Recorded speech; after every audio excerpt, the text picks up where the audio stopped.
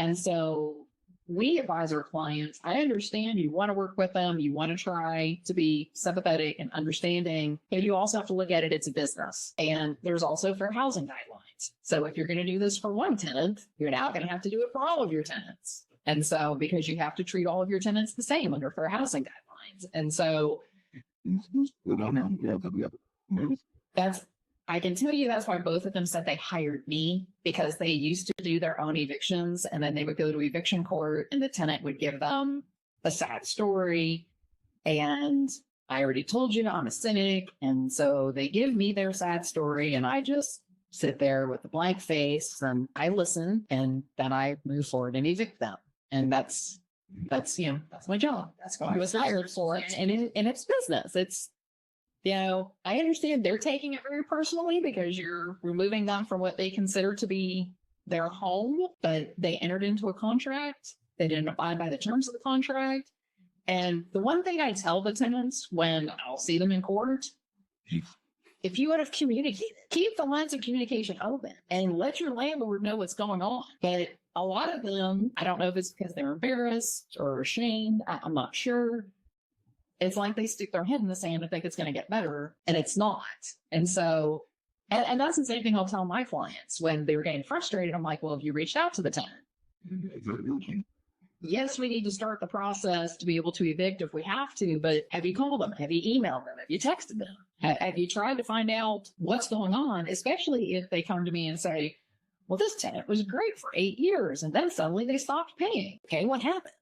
I don't know. Well, they were a great tenant for 8 years. Let's try talking to them. Let's try, and I've got one client that I do maybe 5 evictions a year for because he does cash for keys. He goes to them and he'll send a notice letter in case we do have to file for eviction, but he then reaches out to them and goes by and sees them after giving a 48-hour written notice. Do not go to the property before you do that, and talks to them. And a lot of times more got a cash for keys agreement where he gives them $500. Now, don't give the money until they've given you the keys, but he's even done a couple where they'll be like, well, can I have $250 up front so that I can go rent a U-Haul or I can, and he'll do that. He'll give them the $250 up front. And then when they hand him the keys, and knock on wood, I'm not going to knock on your table. I'm just saying, knock on wood, he has actually never had one of those blow up in his face yet. So I do have a question because a lot of investors and my clients, a lot of investors all of us have inherited tenants. Yes. And so what are your thoughts about buying property with tenants already in place?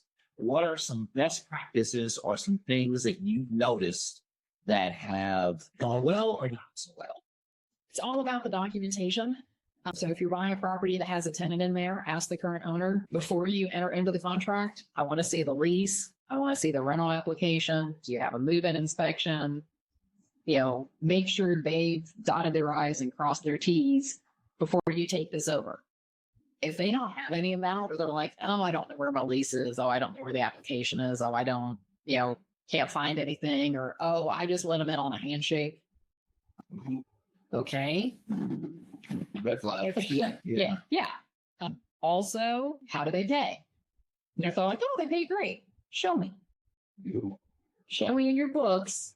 I want to see copies of their checks, or I want to see if they're paying on a portal. I want to see that. Don't just take the word for it of the person who's trying to sell you this property. Well, they pay great, because I did a closing recently for one of my clients. We put the prorated rent on the closing statement because the seller said, oh yeah, I collected the rent this month. My client went and spoke to them after the closing, and the guy laughed. He's like, I haven't paid rent in 6 months. I'm not going to pay you a penny either. And he's like, because I know how long it takes for you to evict me in Jefferson County. He goes, so good luck with that.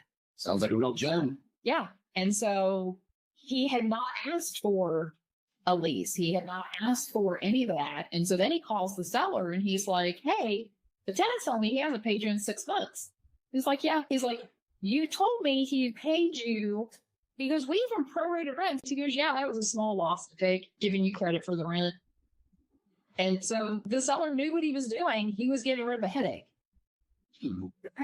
Wow. Yeah. And so we He called me after the closing and he's like, all right, we need to send a 7-day notice letter. Well, I said to him, I said, has the tenant ever paid? Because if he's never paid rent, we can't rely on the seller telling you that he paid rent because we've now found out the seller lied to you. You'll be taking the seller out. So, well, okay, try do not do that.